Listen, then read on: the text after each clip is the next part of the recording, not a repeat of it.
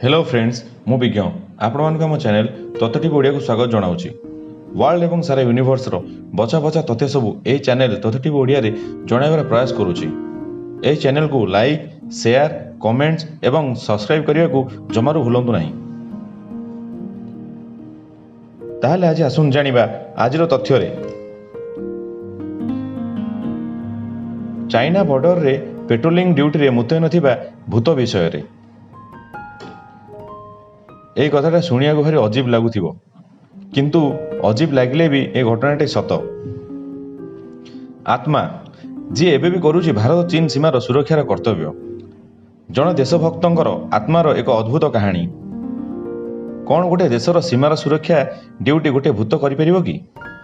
कौन गोटे सैनिक शहीद होला परे फेरिकी आसी परिबो कि? जदि नहीं तेबे कौन पई तार मरिया परे भी ताकू दरमा दिया जाए? कौन पई ताकू मरिया परे भी प्रमोशन मिली थाए? ताकू छुट्टी भी दिया जाई थाए ड्यूटी रु एवं शेष रे रिटायरमेंट भी दिया जाई थाए। जड़े सैनिक जहाँकर मृत्यु 1968 रे होई सारिछि एहा परे भी से देशर सीमार सुरक्षा करती।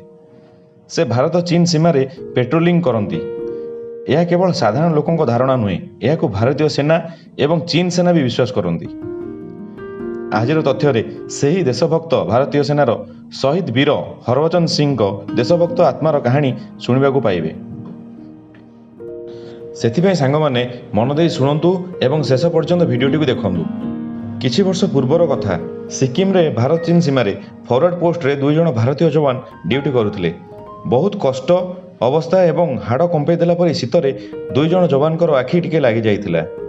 किछि सेकेंड ही हेइथिला 2 जण गालरे गोटे जोर रे चटकणटे लागिला एवं 2 जण जाक सांगे सांगे उठी पड़िले एवं देखिले सामना रे जड़े सैनिक ठिया हेबार एवं से सैनिक जनक कहिले कि ठीक से निजर ड्यूटी कर, कारण देशर सुरक्षा तुम हाथ में अच्छी। एवं से 2 जण जवान लाजरे मुह तलू करदेले एवं भूल मागी कहिले, बाबाजी आमको क्षमा कर दियंतु, एमिति भूल आमे आउ केबे भी करिबु नाही। एवं प्रकृत रे से बाबा जणे आउ कहीं नुहे, से थिले वीर शहीद हरभजन सिंह भूत, जहाँ मृत्यु 1968 मसीह हो सारी।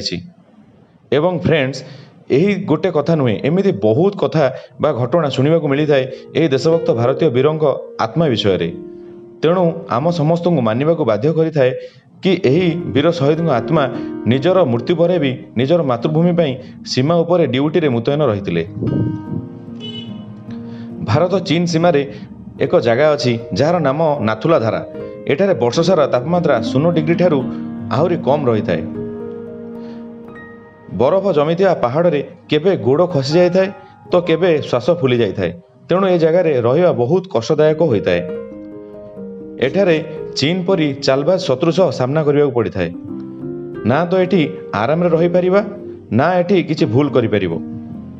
एमिति कष्ट मोर्चा रे भी जदि भारतीय सैनिक बिना डर रे ड्यूटी रे मुतयन रहे, ताहले एही बहादुरी ही केवल बाबा हरभजन सिंह आत्मार उपस्थितिर विश्वास पई होइताए बोली भारत सेनार धारणा। लाख मुश्किल आए यहाँ कोई भारत का बाल बांका ना कर सकता, यही धारणा को भारतीय सेना माने मानि थांती। कारण एठारे हजार हजार सैनिकों मध्य जड़े एमिति सैनिक उपस्थित अछंती जे कि देखा जाती नहीं, किंतु एठारे उपस्थित अछंती। एठारे एते भयंकर थंडारे लंबा ड्यूटी करिले भी कौनसी जवान को आखि टिके लगी न थाए। आउ जदि भूल रे भी आखि लगी जाए तेबे बाबांकर चटकणी गालरे पड़ी थाए। केवल सेतिक नुहे, जेबे चीन लुचिकी भारतर सीमा भितर पशिबाकू चेष्टा करे से समय बाबा घोड़ारे बसी सेमानक रास्ता रोकी दियंती। फ्रेंड्स, हरभजन सिंह भारतीय सेनार एक साधारण सिपाही थिले। 1967 रे तांकर पोस्टिंग सिक्किम रे होइतिला एवं तांकर ड्यूटी भारत चीन सीमा रे नाथुला रे पड़ीथिला। किंतु 1968 रे तांकर मृत्यु हो जाइथिला। से गोटे नदी को पार करुथिया बेले नदीर अतिरिक्त सुअरे भासी जाई मृत्युवरण करथिले।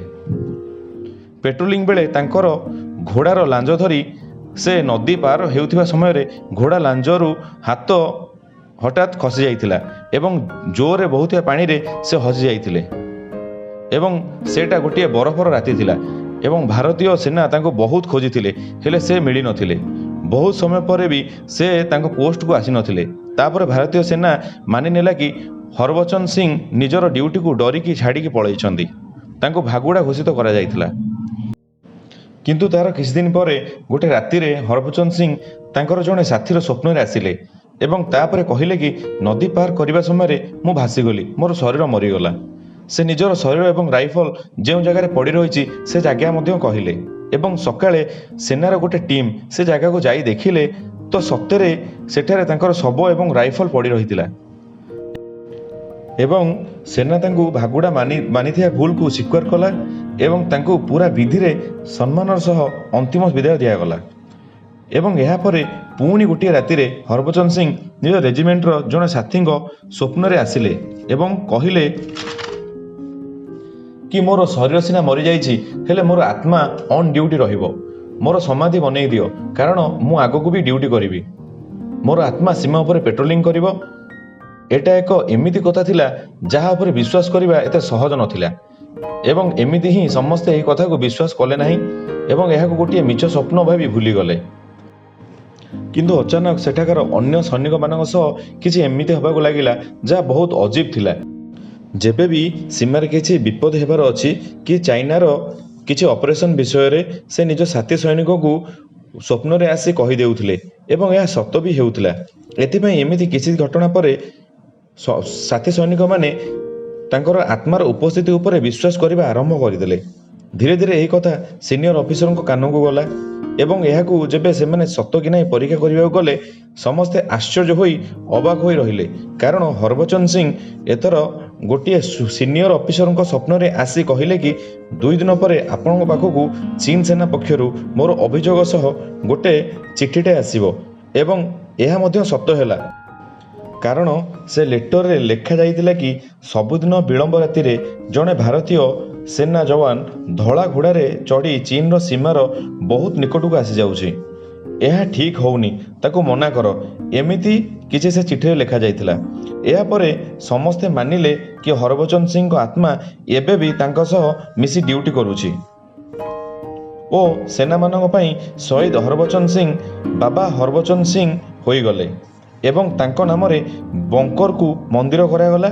ଏହି ମନ୍ଦିରରେ ବାବାଙ୍କର ବର୍ଦ୍ଦି, ଜୋତା, ସେଜ ଏବଂ ଜିନିଷ ସବୁ ରଖି ଦିଆଗଲା ଏବଂ ସେନା ମଧ୍ୟ ତାଙ୍କୁ ଜୀବନ୍ତ ସେନାର ପରିଚୟ ଦେଲା ଏବଂ ସାଧାରଣ ସେନାଙ୍କୁ ଯେମିତି ଦରମା, ଛୁଟି ଏବଂ ପ୍ରମୋସନ ମିଳେ ସେମିତି ବାବାଙ୍କୁ ମଧ୍ୟ ମିଳିଲା ଏବଂ ବାବା ହରଭଜନ ସିଂ ମନ୍ଦିରର ଦେଖାଶୁଣା ନିଜେ ଭାରତୀୟ ସେନା କରୁଅଛି। ସକାଳ ବ୍ରେକଫାଷ୍ଟ ଠାରୁ ରାତି ଡିନର ପର୍ଯ୍ୟନ୍ତ ସବୁ ନିୟମ ମୁତାବକ ବାବାଙ୍କୁ ମଧ୍ୟ ଦିଆଗଲା ଏବଂ ମନ୍ଦିର କବାଟକୁ ରାତିରେ ବନ୍ଦ କରିଦିଆଯାଏ, କାରଣ ରାତିରେ ବାବା ପେଟ୍ରୋଲିଂ ଡ୍ୟୁଟିକୁ ଯାଇଥାନ୍ତି।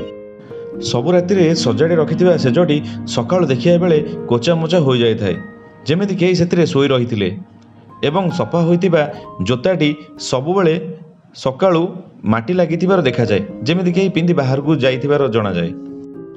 ଏବଂ ଏହାପରେ ଯେତେଥର ଚୀନ ସହ ଫ୍ଲାଗ ମିଟିଂ କରାଯାଇଛି ସବୁଥିରେ ବାବା ହରଭଜନ ସିଂ ଉପସ୍ଥିତ ରହିଛନ୍ତି। ତାଙ୍କ ପାଇଁ ଗୋଟିଏ ଖାଲି ଚେୟାର ରଖାଯାଏ ସବୁ ମିଟିଂରେ ଏବଂ ଏହାପରେ ନାଥୁଲାରେ ମଧ୍ୟ ଏକ ବଡ଼ ଭବ୍ୟ ମନ୍ଦିର ବାବା ହରଭଜନ ସିଂଙ୍କ ନାମରେ ପ୍ରତିଷ୍ଠା କରାଗଲା, ଯାହାର ଦେଖାରେଖାର ଜିମା ଭାରତୀୟ ସେନାକୁ ଦିଆଗଲା। ଏଠାରେ ଭକ୍ତମାନଙ୍କର ବହୁତ ଭିଡ଼ ଦେଖିବାକୁ ମିଳିଥାଏ ଏବଂ ଲୋକମାନେ ଏଠାରେ ପାଣିର ବୋତଲ ଚଢ଼େଇ ଥାନ୍ତି।